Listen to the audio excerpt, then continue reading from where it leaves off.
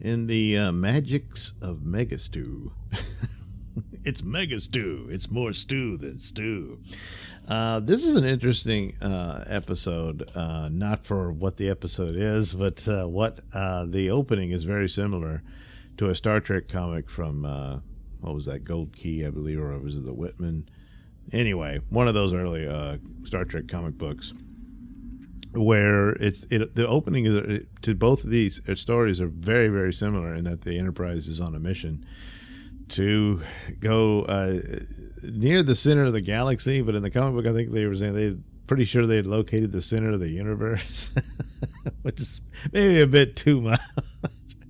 But the point of it is that they said that, hey, they could encounter the actual creation of matter to see it actually form from seemingly nothing, that sort of thing. And that's kind of the purpose of it. The comic book, it goes into, they enter the point of the center, and suddenly there's no longer any space or anything, and they're sort of like, hey, what's this? Everything's void and stuff. And then they find this capsule in there, and they bring it on board and open it up, and it's Captain Kirk.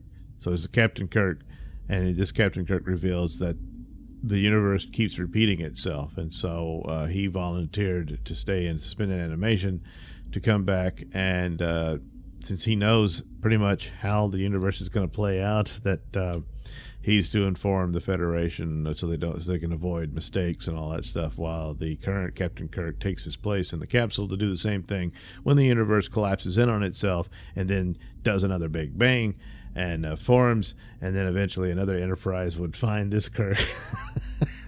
And on it goes.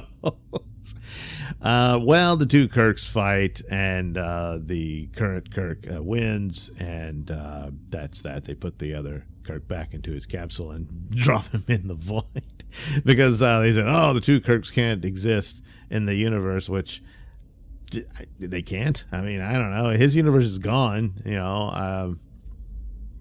but whatever, that was the thing. But it was just a more interesting concept and how it played out. This one, well, it's not like this couldn't have been a Star Trek episode. It's very much in keeping with that. And also the idea of the energy and matter of formation is a pretty good explanation for how magic powers work, because everything's very different, as the very formation of matter seems almost magical, And this is where they go, and this is one of these episodes that, again, is in keeping with the original show, where they talked, like Apollo and all that stuff.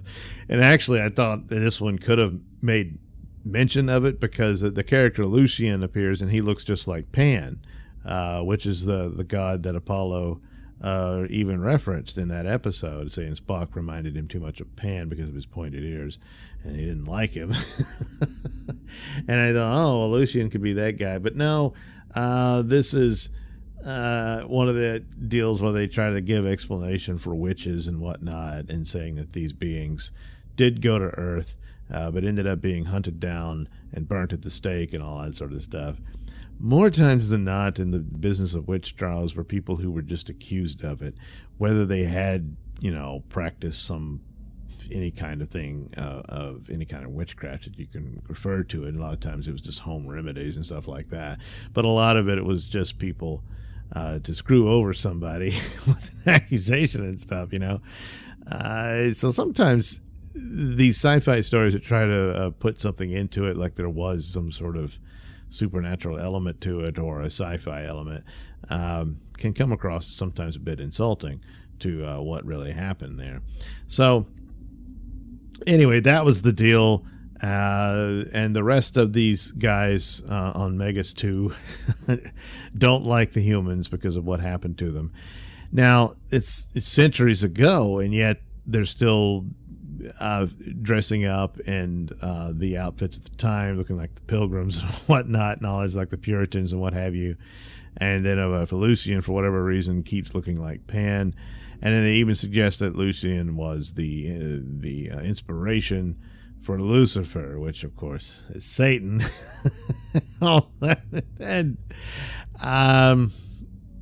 He's the good guy in this story. So it's a bit of a mess. and how it works out. They put the humans on trial and all this stuff. And then another thing of kind of ripping off the Plato's stepchildren episode where they had developed these godlike powers. And then Kirk and Spock realized that just by consuming the food on the planet, that they too would develop these powers. And they figured out a way to jumpstart it and all that.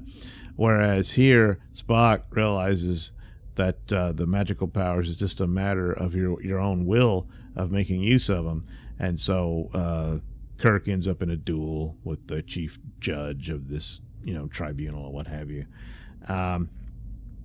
But ultimately, it was all a test to see if Kirk could be forgiving and all that sort of stuff. And they realized, we were wrong about humans. Looks like you've grown or whatever. And that's about it. I think the comic book story was a little better.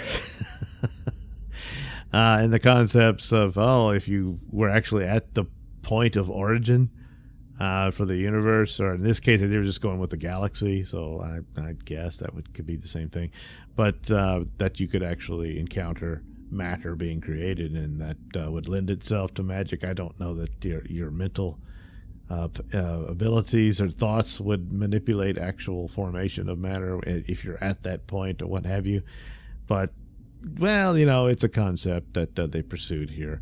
But in some aspects, I think it was a bit sloppy in it. But still, it's an interesting episode. Thanks for watching and listening. Say, while you're still here, why not like and subscribe and share with your many friends? Yes. Also, check out my mini stores in the link description below. Yes, where you can get t-shirts, hats, mugs, all those goodies with my artwork on them. Oh, yeah. And head over to indieplanet.com and pick up a copy of my comic book, Night Night. Oh, yeah. You can also catch me at my podcast, Mr Nailsin Show, on RadioMisfits.com. And you can also watch my videos on BitChute.com and now on Rumble.com. Oh, my goodness. So many places to watch me and my stuff. Oh, yeah. And if that's not enough for you, well, you can follow me on many social media platforms and say hi to your old pal, Mr. Nailsin.